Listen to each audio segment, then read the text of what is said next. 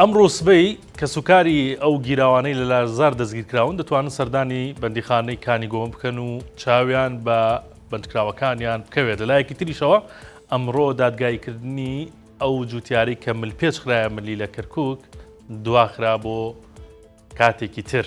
ئەمان و چناوەڵێکی دیکەم بۆ هێناون. سڵاوتان لێبێت. کوڕەکەم وتی وەزعم زۆر باشە و هیچ عەزیەتێکیان نەداوین. ئەمە قسەی مام غەریبە کە ئەمڕۆ یەکشەممە چوونە زیندانی کانی گۆمەی سلێمانی و دەستگیرکراوانی ڕووداوەکەی لە زاریان بینی. ئەمڕۆ سبەی یاساییش دەرگای بۆ کە سوکاری دەستگیرکراوەکان کردوێتەوە. غەریب ڕەشید کە ئەمڕۆ چووە بۆ لای کوڕەکەی بە 1964 وت 20 خولەک لە قاعەیەک لەگەڵیان دانیشتین. دۆخی زۆر باش بوو، وتی هیچ ئەشکەنجە و ئازارێک نەدراون و سێژەمە خواردنمان پێدەدرێت. وەکەوەی مام غەریب باسی کرد، ئەوانەی دەستگیر کراون هەمووی کوڕی فەقیر و هەژارن بۆ نانی خۆیان بوونەتە پاسەوان. داوا دەکەن حکوومەت بە زووی کارێ بکات بۆ ئەوەی کوڕەکانیان ئازاد بکرێن. و 9 ڕۆژە ڕووداوەکە ڕوویداوە ئەوەی زانراوە 160 کەس لە زیندانی کانی گۆمەن. دەنگۆی یەکلاک نەکەرەوە هەیە کە 14 کەس تا ئێستا چارەنووسیان دیار نییە جگە لە گیان لە دەستدانی 5 کەس و برینداربوونی 19 کەس.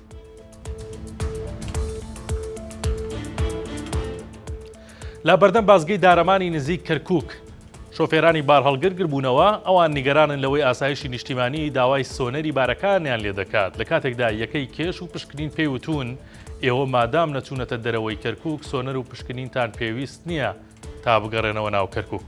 شۆفێرەکان زیاتر لە 2 کاتژمێر ڕێگەی چوون بۆ کەرکووکیان داخست. بەختیار جەلیل یەکێکە لە شۆفێرەکان ئەو بە 1964 وت ژمارەمان زیاتر لە 200 شۆفێری بار هەڵگرە. لەم سنوورە چەولم لە غەسالەکان بار دەکەین، بەڵام ئاسایشی نیشتیمانی لە بازگەی دارەمان ئەمڕۆ ڕێگەی پێنەداوین بچینە ناو کەرکووک. ئەو شۆفێرە وتیشی ڕۆژانە بە بازگەکاندا دێن و دەچین هەمومان لە لای هێزە ئەمنیەکان ناسراوین، بەڵام لەبەر ئەوەی سۆنەرمان نەکردووە ڕاگیراوین.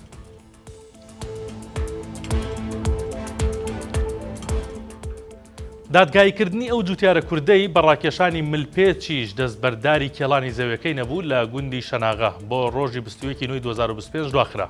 ئەمڕۆ لە دادگای دووبز دادبینیەکە بەڕێوە چوو. محەممەد ئەمین جوتیارەکەیە ئەو بە 1964 وت بەهۆی ئامادەنەبوونی سکاڵاکار دادبینیەکە دواخراوە، هەرچەندە بە دادوەرم وتووە کۆتایی پێبێنە و بڕیار بدە، بەڵام دوای خستووە. ڕۆژی 7 شوباتی ئەمساڵ لا گوندی شەناغا هێزێکی زۆری سوپای عێراق بۆ ڕێگریکردن لە کێڵانی زەویەکانیان ڕوبەڕووی جوتیارانی کورد بوونەوە. یەکێک لە دیمەنەکان پەلاماردانی جوتیارێکی کورد بوو کە لەسەر مەکینە بوو زەویەکەی دەکێڵا، بەڵام لەو کاتەدا چەند سەربازێکی سوپا با ملپێچەکەی ملی ڕای دەکێشن.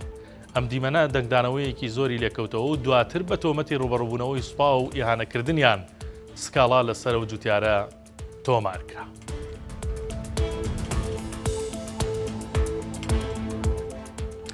لا باخچەی مۆنۆمنتی هەڵەبجە کە ڕوبەرەکەی زیاتر لە 12 دۆنمە ئەم ساڵ 2 دارخوربان نزیکەی 50 کیلۆ خوربایان گرتووە. سەرڕایەوەی ئیدارەی مۆنۆمنتەکە دەڵێن خورماکەیان کەڵکی خواردنی نییە، بەڵام احتیاجن بە دامەزراندنی 6 باخەوان بۆ باخچەکەیان. خورماکە لە جۆری مەجهولە، بەهۆی کەشوهەوای ناوچەکە ناتوانرێت لە بازار بیفرۆشن یان بەکاری بهێن. محەممەد حەمە سەعید بەڕێوەبەری مۆنۆمنتی هەڵەبجە قسەی بۆ 1964 کرد و وتی ئەوان پرۆژەی دیواربەندیان هەیە بۆ ئەوەی چواردەوری مۆنۆمنت سەوز بکەن. 3000 دەنگ بەڕوو، 1000 قەزوان و 1000 گۆیژیان چاندووە. ئەگەر ئافاتێک ڕوو لە باخچەکەیان نەکات ساڵانی داهاتوو چواردەوری مۆنۆمنت دەبێت بەدار بەڕوو سەوزایی. مۆنۆمنتەکە گرفتی کەم ئاوی نییە، بەو پێیەی 2 بیریان هەیە، بەڵام فەرمانبەریان کەمە و هاوتا نییە لەگەڵ فراوانی مۆنۆمنت و باخچەکەی. محەممەد حەمە سەعید وتیشی ئێستا لانی کەم پێویستیان بە 6 باخەوانی نوێ.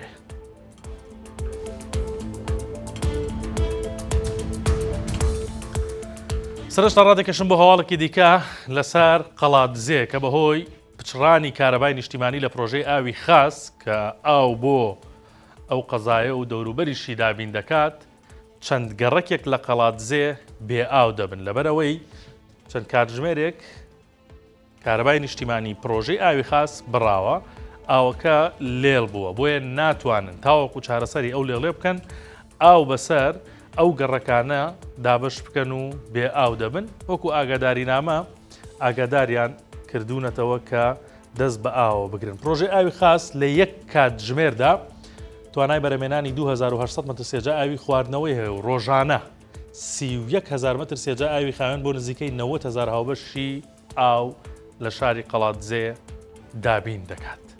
ئەمە هەواڵەکانی ئەمڕۆ بوو، کاتێکی شات بۆ هەموو لایەک.